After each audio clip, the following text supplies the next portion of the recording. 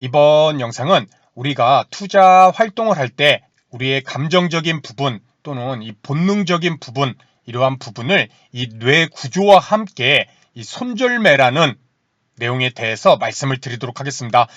이미 오래전부터 알고리즘 AI 매매 또는 퀀투 투자라는 이러한 부분들이 시장에서 점차 확산되고 있는데, 명칭은 다를 뿐 이러한 알고리즘 매매나 퀀투 투자나 공통적인 한 가지는 바로 우리들의 감정을 배제한 채 특별한 알고리즘을 집어넣고 또는 특별한 지표를 만들어 놓고 거기에 적합한 종목을 기계적으로 사고 파는 그러한 공통적인 부분이 있을 것입니다. 그만큼 우리 개인들이 투자를 할 때에는 이 감정적이고 비합리적인 부분이 분명히 이 투자 판단할 시, 결정을 할 시 이런 영향을 미치게 되고, 오늘은 그러한 과정에서 우리가 알게 모르게 우리의 이 뇌 구조로 인해서 우리가 손절매가 왜 어려운지 거기에 대해서 말씀을 드리도록 하겠습니다. 자, 일단 우리의 뇌는 손실 나는 것에 이렇게 적합한 구조로 되어 있다. 그 중에 일부로 이 손절매가 어려운 이유는 뇌의 기억 구조 때문이다. 이 부분에 대해서 말씀을 드리고, 우리가 이것을 어느 정도 스스로 해결을 어떻게 해야 될까, 거기에 대해서 말씀을 드리도록 하겠습니다.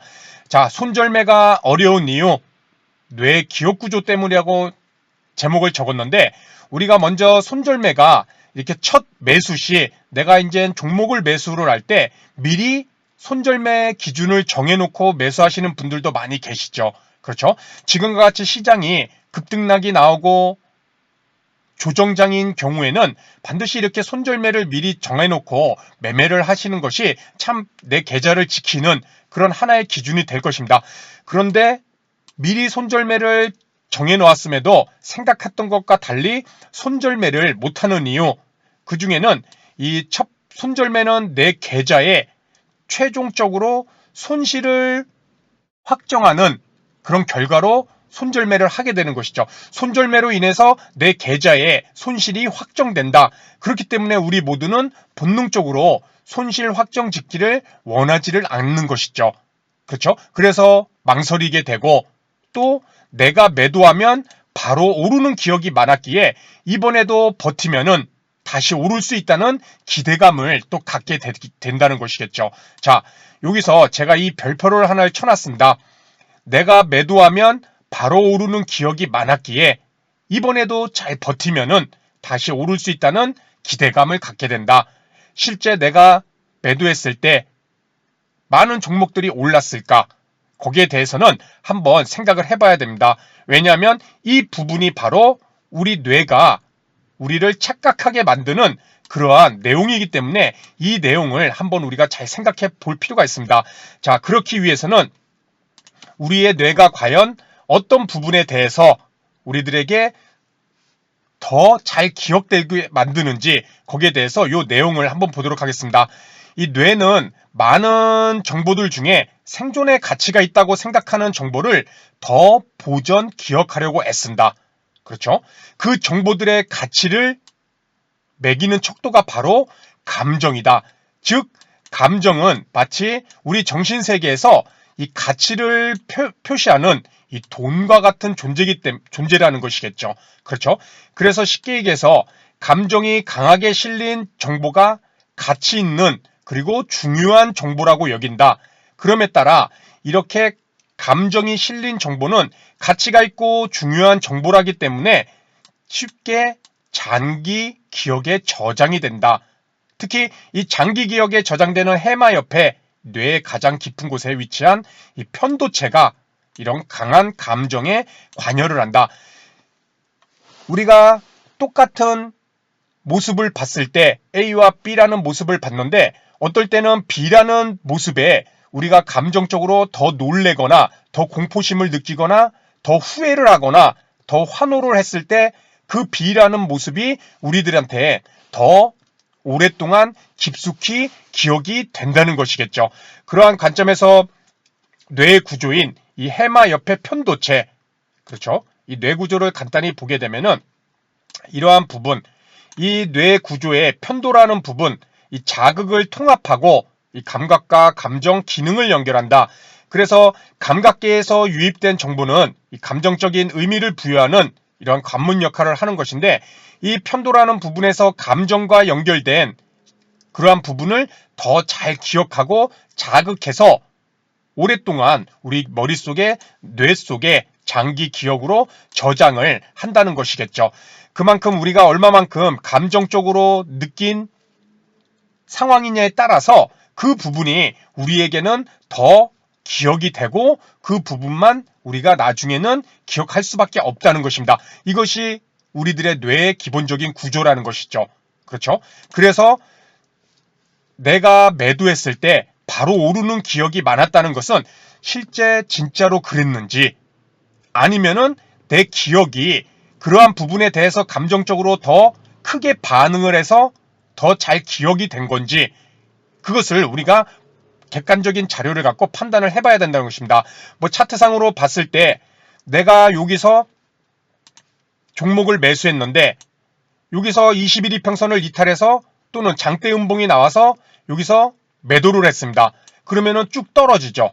그렇죠? 이렇게 됐을 때 손절매를 잘했구나, 이렇게 생각을 할 수가 있을 것입니다. 그런데 매도하자마자 막 이런 식으로 다시 반등을 해서 내가 매도하자마자 반등을 한다.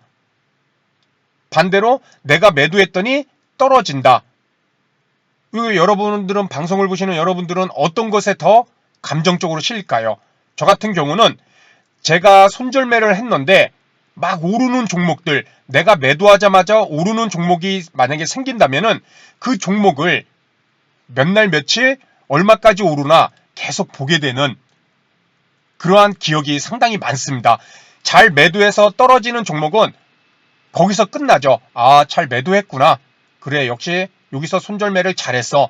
그리고 기억에서는 없어지는데, 내가 매도해놓은 종목인데 그 다음날, 다다음날 막 이렇게 쭉쭉쭉 오르면은 그 계속적으로 그 종목을 찾아보게 되고 얼마나 더 올랐을까? 그러면서 후회하는 감정. 조금만 더 버틸 걸.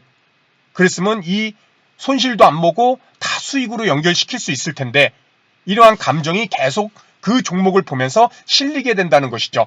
그러한 감정적인 부분이 큰 기억, 내가 매도하자마자 올랐던 종목들이 더 내 기억 속에 장기적으로 기억을 하게 되고, 결국에는 그러한 부분이 내가 매도하면 바로 오르는 종목들, 이러한 기억들이 많았기에 버티면은 이 종목도 오를 수 있겠구나, 이런 기억을 우리가 가질 수밖에 없는 것이 바로 이 뇌 구조라는 것입니다. 그렇죠? 감정이 크게 작용된 그런 사건이나 모습에서 우리가 더 잘 기억이 이루어진다는 것, 편도체, 뇌 구조의 편도를 봐서 우리가 그러한 모습을 한번 살펴봤죠. 자, 그렇다면 과연 내가 실제 매도를 하고 난 다음에 잘 손절매를 해서 손실을 줄인 종목이 많았는지, 아니면은 매도하자마자 오르는 종목들이 진짜로 많았는지, 그것을 우리는 객관적인 데이터를 뽑아낼 필요가 있겠죠. 그래서 이 손절매는 큰 손실을 사전에 막을 수 있는 투자시킬 뇌 구조에 우리가 속지 말고 객관적으로 손절매한 종목들을 지속적으로 작성을 해둬서 손저로 오르는 종목이 많았는가, 아니면 손저로 내리는 종목이 많았는가를 꼭 비교를 해줄 필요가 있습니다. 우리 뇌는 감정적인 실린 부분만 기억을 오랫동안 하기 때문에 매도하고 오르는 종목이 감정적으로 더 많은 아쉬움을 주게 되죠. 그래서 그것만 더 잘 기억을 한다는 것입니다. 그래서 손저로 오르는 종목이 많았는가, 아니면 내가 손절을 잘해서 내리는 종목이 많았는가를 비교를 해본 다음에 내 손절매로 인해서 손실을 줄이는 경우가 더 많았다면 손절매는 나에게 계속적으로 강한 무기가 될 수 있다는 것입니다. 물론 손저로 오르는 종목도 분명히 있지만은 그것보다 손저로 내리는 종목들이 많았다면 손절매는 내 계좌를 지키는 중요한 방법이 지금도 계속 그렇게 되어 왔고 앞으로도 그렇게 될 수 있는 확률이 높은 투자 스킬이 될 수 있다는 것입니다. 두 번째, 실제로 이렇게 비교를 했더니 손저로 오르는 종목이 진짜 많았다, 10종목을 했는데 뭐 5종목 손절했는데 5종목 중 뭐 4종목이 오르더라. 그랬을 때는 이 손절매 기준을 조금 더 완화해서 새로 설정을 해줘야 된다는 것입니다. 왜냐하면 종목 자체는 잘 선정을 한 것이겠죠. 왜냐하면 손절한 다음에 바로 오르는 종목들이 많았으니까. 다만 그러한 잔파동의 손절 기준이 너무 타이트하다, 너무 짧게 잡아놔서 좋은 종목을 놓치는 경우가 많았다는 것이 되겠죠. 그래서 그럴 때는 손절 기준을 뭐 퍼센트로 잡았을 때 마이너스 2%가 손절 기준이었다면 뭐 마이너스 5%, 또 마이너스 뭐 3%, 4% 이렇게 좀 더 완화돼서 넓게 잡아줄 수도 있는 것이고, 또 21이평선 이탈 시 손절 기준을 잡았는데 21이평선 이탈하고 뭐 31이평선을 바로 아래에 있는 31이평선을 지지하고 오른다거나, 또는 뭐 그 바로 아래에 있는 다른 이평선들을 지지하고 올랐다면은 21이평선 아래에 바로 아래 또 다른 중요 이평선이 있다면은 21이평선이 아닌 그 하단에 붙어 있는 근처에 있는 이평선을 21이평선을 잠시 속임수로 이탈하고 반등하는 경우가 많았다면 그 이평선을 손절매 기준으로 잡는 그런 전략도 세워볼 수가 있다는 것입니다. 다만 이 내용이 1번을 통해서 내가 손절로 오르는 종목이 많았다는 전제하에 이렇게 손절매 기준을 완화하는 그러한 부분도 연결을 시킬 수가 있다는 것이겠죠. 그리고 세 번째, 무엇보다도 제가 가장 중요하게 생각하는 부분이 손절매를 잘하기 위한 가장 중요한 것은 인식의 변화입니다. 우리가 앞으로 주식 투자를 계속하기 위해서는 내 계좌를 지키는 것이 무엇보다 중요합니다. 그랬을 때 지금과 같은 이런 조정 하락장에서 내 계좌를 지켜놔야 다시금 시장이 좋아졌을 때 투자할 수 있는 자금을 보유를 할 수가 있다는 것이겠죠. 그렇죠? 그렇기 위해서는 손절 후 바로 상승하는 종목에 수익을 놓친 것에 대한 아쉬움보다는 손실을 보지 않고 계좌를 지켜냈구나.